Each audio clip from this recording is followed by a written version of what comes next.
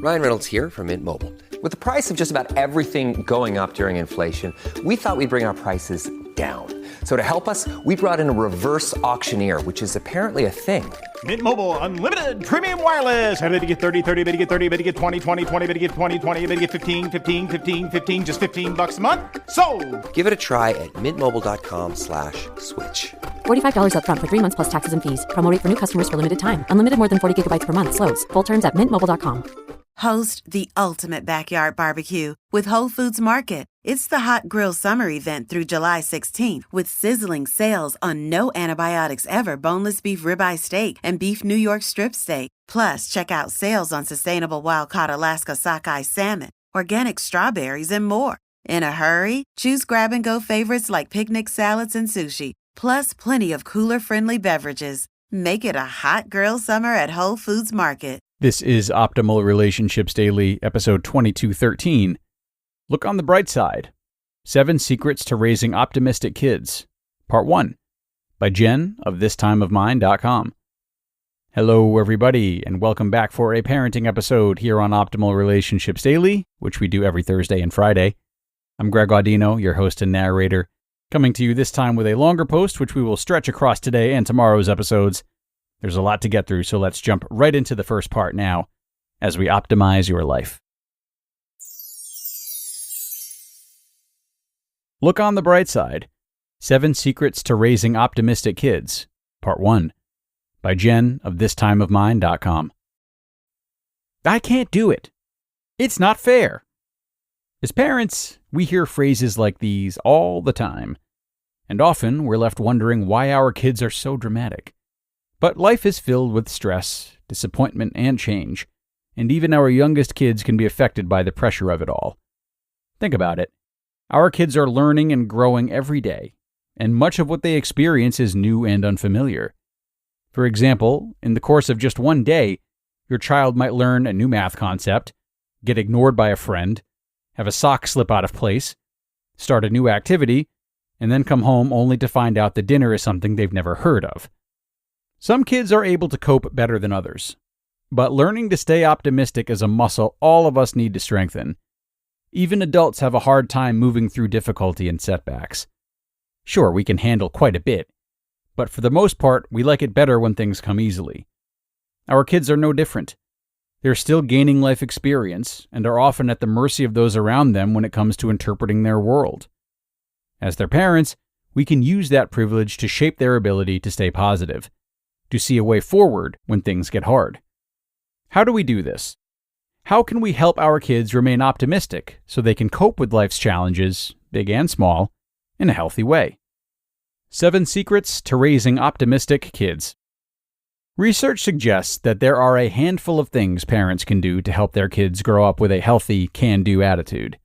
Here are 7 of them. They're science-backed traits optimists have in common, and are the ones I'm focusing on the most in my parenting.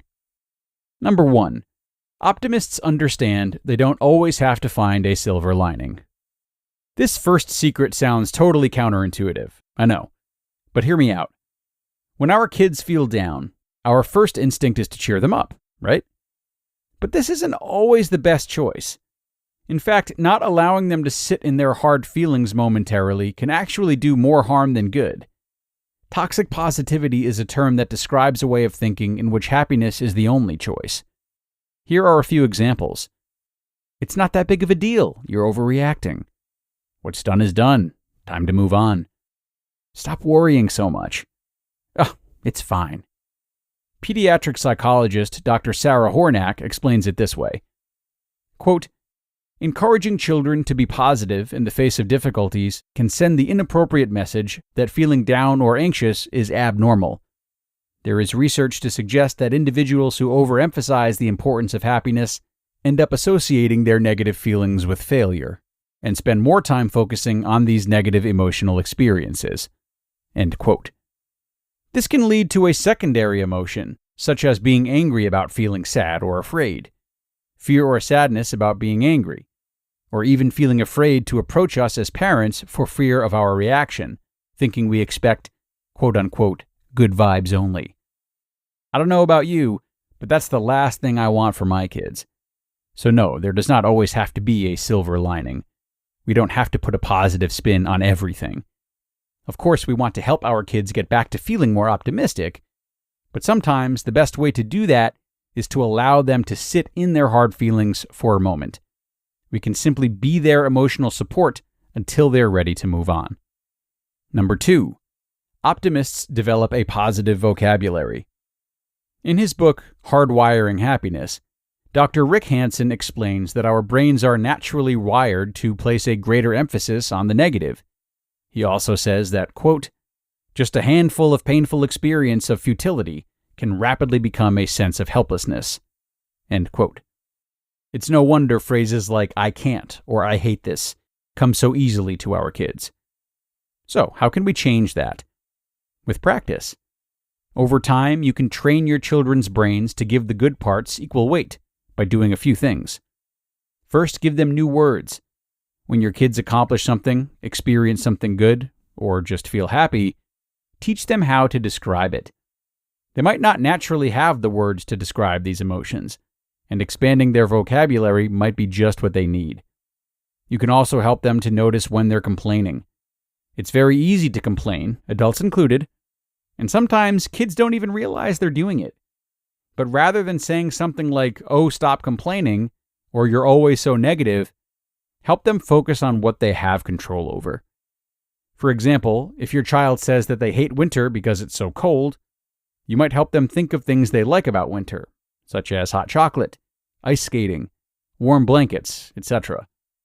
One more way you can help your kids develop a more positive vocabulary is to look for the good in the world together and talk about it.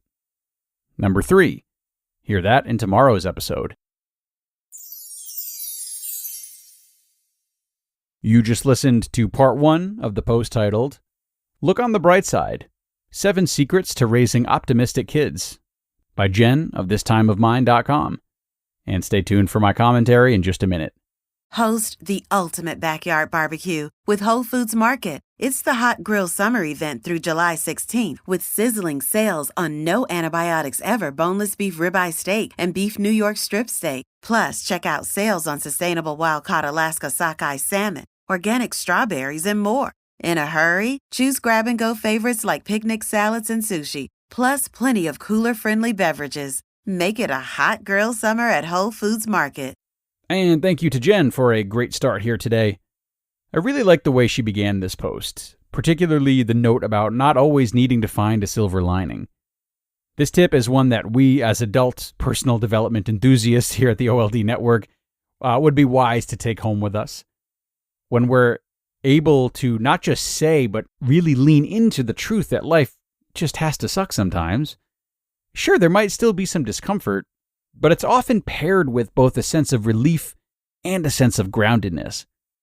Also, the more we put this into practice, the better we become at distinguishing between situations in which we can find positivity and solutions and a sense of control versus the ones in which we can't.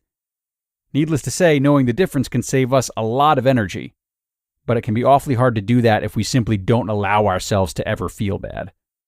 So a great start, like I said, but more to come tomorrow. So thank you so much for joining for part 1 today, and do be sure to tune in again in our next episode tomorrow for the rest of this article. And I'll see you there, where your optimal life awaits.